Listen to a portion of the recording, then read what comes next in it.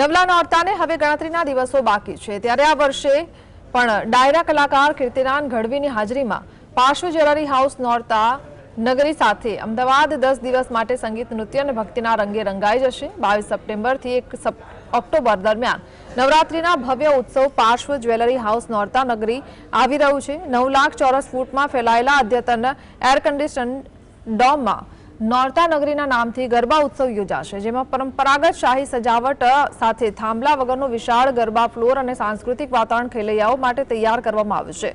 Premium sound system, dynamic lighting અને wild dynamic range audio સહિતની અત્યાધુનિક સુવિધાઓ ગરબાના વાતાવરણને વધુ રોમાંચિત બનાવશે। સાથે જ સમગ્ર સ્થળ પર સંપૂર્ણ સીસીટીવી કવરેજ અને અગ્નિ સુરક્ષાના નિયમોનું પાલન સુનિશ્ચિત કરવામાં આવ્યું છે।